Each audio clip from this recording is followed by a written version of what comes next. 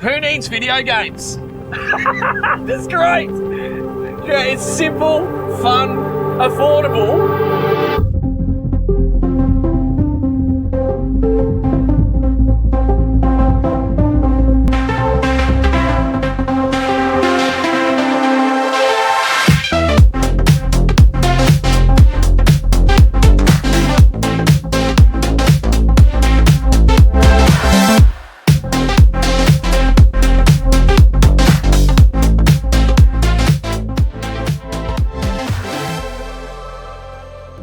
Alright guys, we're just going to back out of here and into the main channel. Then we're just going to run the boat through a few of the speed ranges, just lowering my seat down. Now I can trim down on the motor now that I'm in the clear water.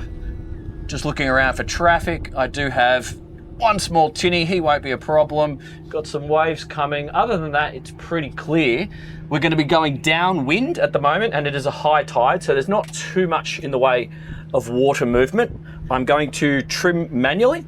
I've got my trim tabs here and my engine trim here. Obviously, if you're going for the SDX, we have the outboard on the back of the boat, so we don't have, well, essentially, the weight distribution is slightly different, so we'll just feel that out during the drive. Engine all the way down. Okay, clear. Yeah, it's good, just tinnies today, no one in my way. So, all these Sea Rays, sitting down is a comfy position. This windscreen gives awesome viz, great connection with the water, and I think it's just time to get going and have some fun. And straight up on the plane, I just want to get to about 20 odd knots and then 25. Good acceleration, no cavitation, comfortable, okay? So, fuel flow of 40 litres, SOG of 25 knots, and RPM of 3,800. So that's a good RPM for keeping your fuel flow down. So we're just hovering actually under 40 litres now. Not necessary to do anything with the trim tabs, and I'll just have a little play with the engine trim. Sitting comfortably there, 25. I'll just bump the speed up a little bit. We'll do a full speed run later. We're gonna anchor the boat. We might just do a little touch and go later in the video as well. And this is comfy. Directional stability, good. As an inshore boat, this is great. I could really get used to this. Coming into a couple little ocean swells here. So just dropping my engine trim slightly and bump up the speed ever so slightly. We will have a couple of little swells and waves coming in. There is a bit of offshore stuff, but nothing that's going to worry me. If you were concerned, take your friends out of the bow. If you're on a lake or a flat water scenario, you don't need to worry about that. But if you are exposing yourself, I'm thinking crossing Sydney Heads, for example, that's when you might just move some people back, get it into a safe part of the boat. Clear. Visibility, fantastic. Hooking it into a gradual turn. Then I'm going to run the shallow water. I got my depth sounder on. And now I'm going to tighten up my turn a little bit. This is sporty driving. This is fun driving. Yeah, this is good. And now, as I notice, as I tighten this turn up, I'm not getting cavitation. So that's good. Now let's run the beach and we'll do a couple little S-turns here just to see how she feels. Still in good water. Still maintaining that sort of 25 to 27, 40 litres. Let's just do a little S-turn. Yeah, this is fun, guys. Everyone's going to be dry in the back. I've got no wind blowing my hat off my head, so I'm good from this position. If you stand up, you might lose your hat, so just factor that in. Engine noise levels, super low too. And now we're actually fighting some wind chop. This would be typical lake conditions. This is typical Gold Coast broadwater conditions, and it's actually eating it up quite nicely. I don't feel the necessity to add any trim. And now that I'm just sitting on an SOG of actually 32 knots, and I've got a fuel flow of 40 litres. So we've ranged from fuel flow of 60 litres, I beg your pardon. We've ranged from 40 to 60. So what I'm going to do, I want to do a high speed run, and we've got some traffic but I'm confident I can actually get through his wash. That's not a problem. I'm just slowing my speed down. And going through the boat wash, stayed dry. I did adjust my angle of attack into his waves and just easing off so I don't take any water up on the transom. I did close that little kid and doggy door at the back just in case. Okay, let's do it. Let's do wide open. I'm happy to get over that guy's chop. I'm going to pass him, leaving him. Actually, no, I'm going to pass him the other side. So I'm going to go onto his port side. Going through some waves now. And as soon as I'm through, we're going to accelerate. So this won't exactly match the drone shots, but now it will. Here we go. Here's our opportunity. All right, straight up to 32 and 33 knots. Fuel flow 90 litres. Trimming up. 37 knots. 38 knots. Still at 90 litres. We're ripping along now. 41 knots and climbing 41.5 knots, about to get into the waves. And I only saw a fuel flow of sort of 90 litres wide open. And now if we bring that speed back to something sensible, going through some waves again. And now we're just going to have a little play on the beach here for a second. Coming in at 33 knots. I just don't feel the necessity to stand. And let's go through a sweeping turn again. My fuel flow is back around that 40 litres, touching 50 litres at times. Now that I'm at 31 knots SOG, I'm seeing about 50 litres. So depending on how you want to drive this thing, we've got plenty of power to load it up with friends. Considering we have a 42 top speed, you can average a cruise very happily in the high 20s or low 30s, depending on how many people you got on board. I'm just going to rip through another little turn here, and then we'll go back down the other way on the beach. So I'm going to do a port turn, dropping my motor, clear, couple of waves around, and hook it through. Keeping the turn gradual. This isn't going to scare anyone, but it'll keep them having fun. I'm seeing 60 litres as I increase my power through the turn there. 29 knots. Really, this is great fun. Honestly, I got so many good memories growing up on Sea Rays, meeting friends, just having days with no plans. This is what you do on a boat like this. Like, yeah, I think it's such a good boat. It's such a good starter boat.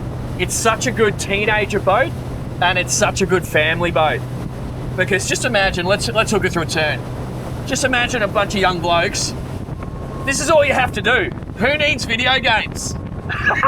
That's great. Yeah, it's simple, fun, affordable. You know, I'm struggling to get over 60 litre fuel consumption most of the time. Okay, you can see 80 at 90 if you really want to push it, but for a day of fun, it's totally worth it. This is great.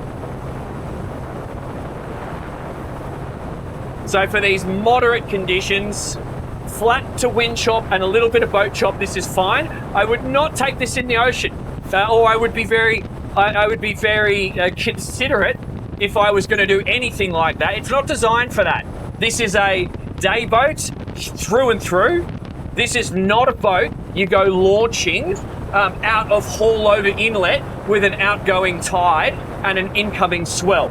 You will fill the front of the boat and you'll end up on TV and it'll be embarrassing. It's just not the design. This is the design of boat to go to that coffee shop and then go to that coffee shop and then go to that beach and then do some wake surfing and then pick up some more friends because they just rang you because they woke up after a big night last night and they thought, you know what, it's a cracker day, let's go boating. Like, that's what you have something like this for. And you will also be so chill about taking people out, because if our average fuel flow is hovering through most of that test drive from the 40 to 60 litre fuel flow and then capping out at 90 max, a whole day could just be 50 litres of fuel, you know? So that's pretty good. Here's a nice big boat. You're gonna, I wonder if you're gonna see this. I'll adjust that camera so you can. He's gonna give us some waves. That's a CDM. My buddy owns the factory, made in Italy. So what we'll do, I'm just gonna slow right down because he's ripping along, and I'm gonna go take these waves like so. There we go. Okay.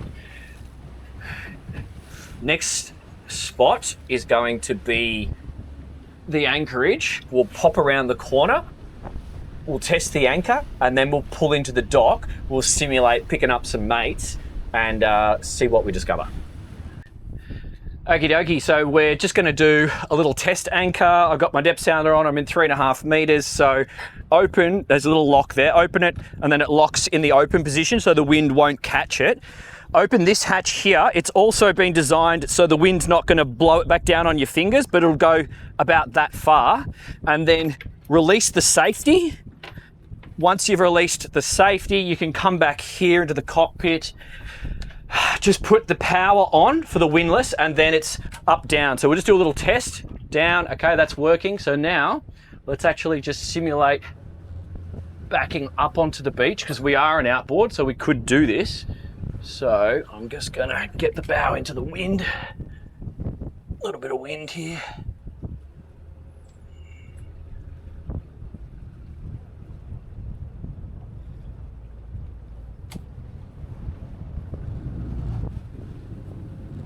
Okay.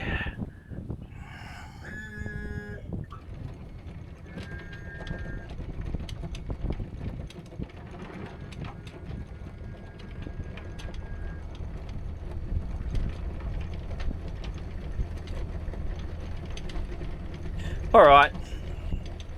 I'm like plenty early. I'm just doing this for the exercise, so I'm going to let out heaps of chain because I'm in 3 meters of water, but I can also,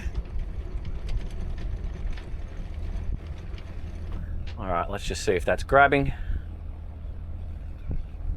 Nice. So what I'm trying to demonstrate here, guys, is if you didn't want to get off the bow, you can actually, or the boat like this, let's just kill the motor. You could actually just keep doing this all the way into the beach and trim the engine all the way up should you desire, and step off. What a lot of people like to do this, or in this scenario, it's with your dogs. So step off onto the beach with the dogs, let them off, let them have a piss, have a run around, and then you can jump back on as you see fit. So like literally, if you have a big heavy dog and you can't haul the thing off the bow, in saying that, these are not big bows, and we will go and do that at the end of this video so you can see both options, because you have a good foot pad up the front there, but this is just giving you another possibility. So start that motor. Okay. So whenever I'm retrieving the anchor, I always just want to make sure, obviously my pathway is open, but if I've got guests with me, I just want to make sure they're out of my way should I need to leave the helm, and then just go forward and check that the anchor is secured properly, and then put the safety on. So just clear the beach now. I can trim my engine down in a second. Here we go. And I'm blow on, so the wind's blowing me back in this direction, but neutral, leave the helm. So don't have anyone standing here yapping away, getting in the way of what you're trying to do, because before you go boating again, you do want to put this safety on. So once that's on, then you can close her up, and also just make sure you do the lock there and snap it down. You don't want to do it upside down, pull this pin to close, because if you're ripping through some waves and that opens underway as you're bouncing around, it's not going to damage anything, it's not going to hurt anyone, but you'll just, you might get embarrassed. Simple as that. So yeah, that's all I was trying to point out there, and it's all pretty no nonsense. Now we shall go into the dock and do a simulated touch and go. Simulated touch and go with your mates on the dock. I'm not actually going to touch, because if I was, I would be deploying fenders out the side. You can obviously do that. We have we have cleats, sorry, midships, forward and aft, But for the purpose of the exercise, I want to keep this efficient. Oh, those boys got a fishing rod. No, we're going to be okay. So what I am doing, I've got wind blowing this way. So I'm going to go downwind and I'm going to have my engine into the wind. I've activated the bow thruster by pressing this button twice and then do a little test. Okay, stand by. There it is. So this is a 25-foot boat with a bow thruster. Do you need a bow thruster? No. Should you get one? Probably, because depending on what you got to do in life and where you got to go, it's like adding another person to help you. So if you don't have a spare hand, bow thruster makes life very easy, and we'll just demonstrate that now. So the reason why I've got engine into the wind is because I find if the wind overtakes you, you got more control with the engine into the wind as opposed to the bow into the wind. And if the bow starts blowing down, you can really start to move as you would not wish to. So now with engine down and then bow thruster, okay, which wants me to turn on, there we go. I can actually side slip this boat in all the way to the dock and keep everything nice and parallel. And I can also side slip it away from the dock like that, guys. See how you can keep it parallel? And as long as you watch your engine placement, you can buy yourself a lot of time and reduce a lot of stress. It's not a must-have. I'm just saying it's a nice thing. Because yes, this is the size of boat that you can manually manhandle around the dock and on and off the trailer, but we're trying to have fun. This should be our leisure time, so let's do that.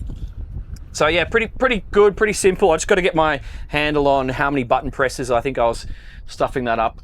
Could be operator error. I'm not familiar with this Vetus thruster handle, so that could have been me. The other thing worth pointing out on final approach, always consider your access. So you may have seen me flipping up the seat bolster and opening the windscreen. So I don't want to be doing any of that stuff when I'm actually touching the dock. I want to do it on final approach. I want to think 2 steps ahead. So if I was approaching a dock where I needed to have fenders and lines ready, I would prepare all of that. I would prepare this windscreen. I'd put the seat up. I would also prepare my guests, because you never assume, always communicate. If your mates aren't boaters, it's Murphy's Law that they're just going to get in your way. So avoid that, avoid the hassle, and then everything becomes more enjoyable. And I feel like a boat design like this, for a lot of you, you're really going to be skill stacking. You're going to be getting so good at your situational awareness and your boat maneuvering. This is a solid, good, high quality thing. So it's going to put you in a lot of situations where you're going to learn, but you're not really going to get in too many situations where you're going to shit yourself, basically, because it's not a boat that you're going to go to that extra level and put yourself in too many dangerous situations, in my personal opinion. So that's good, and I think we'll have to go stick it on the beach now. All right, guys, beach landings are relatively straightforward, but can also go bad if you don't pre-plan. So if you're gonna do it, make sure you understand the bottom. So make sure it is sandy. You don't really wanna be going up and discover rocks or someone's left an anchor or something that could punch through the bottom of your boat. So make sure you're in a sandy location.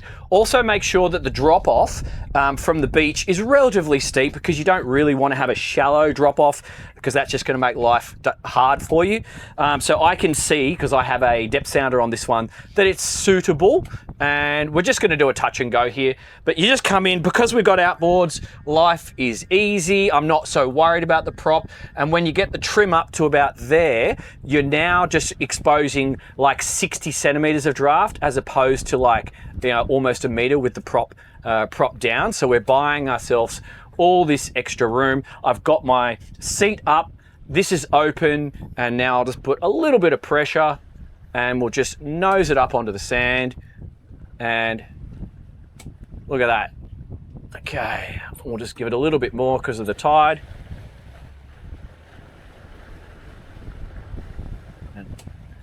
And just see if that stays there or not. Yep, That's relatively good just for the purpose of the exercise. Obviously, don't go stepping off if you're in a tidal zone and you're not confident of how far up the beach you are. But this is the distance we have to cater with. So it's a literal just leap and jump. You're not going to hurt your knees with the height of the bow on the beach on this boat. But as my earlier point before, if you've got a big heavy dog and if you're old or whatever, you've got a bad back, you can anchor using your bow anchor and back it up, just being very careful of swimmers, people in the water, etc. And then you can get your dog off the back of the boat without breaking your back. So, all right, let's trim this down a little bit. Just don't be afraid to give it some juice. There we go. Happy days. How good's this spot, guys? So, I hope that was useful. I hope you learned a thing or two about the 250, and I guess, do you go to the 270? Do you stick with this boat? That's a question for you. But how does she drive? How much experience do you realistically need to get into a boat like this, and what else could you compare her with? This is one of the better boats of this style that I have driven.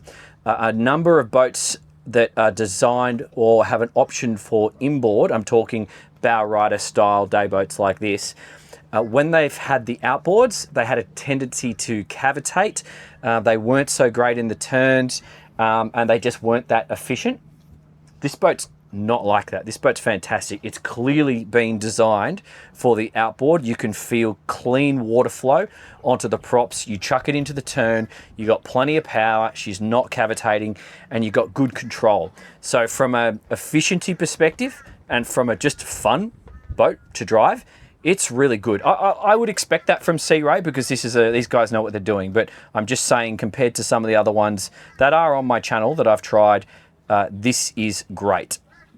Do you go inboards? Do you go outboards? Do you go the surf version? That's a question for you, and I would encourage you to talk with your dealer or jump on my Patreon.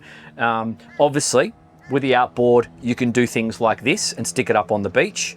So that may be a benefit to you. If you are a frequent traveler and you want a boat that you can just rack and stack and forget about whilst you're doing your other fun things, maybe outboard is more suitable for you. And if you've got a boat that you want to leave in the water and also just forget about it for a little while, maybe it's in a sea pen for the anti-foul, again, outboard might be a better option for you. But there is also arguments for inboards, and I know a lot of my mates watching in Europe will see value for that.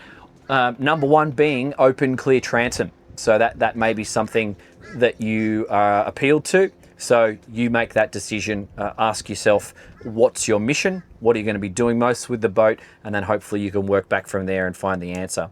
What else would you compare it with? Well, basically, I think Regal is in the quality spectrum with this Sea Ray. And in this country, that's probably about it. Yes, there's other styles that are going to be this length, but for this mission, for this mission profile, I'd be comparing this with a Regal. I think that's fair competition. So, what do you think? What are you looking at? What are you comparing this with? Jump in the comments and let me know, because if I know enough of you are looking at that, I will go and annoy the factory and try and test that boat for you. Don't forget to participate in the Patreon. Please support the channel, but also you can get in there and merchandise, see the videos earlier than everyone else, and you can also post questions and I'll do video answers. So hope that was useful. Look forward to seeing you on the next video somewhere around the world. It's middle of travel season right now, so it'll be fun. I'll see you somewhere next time. Thanks, guys.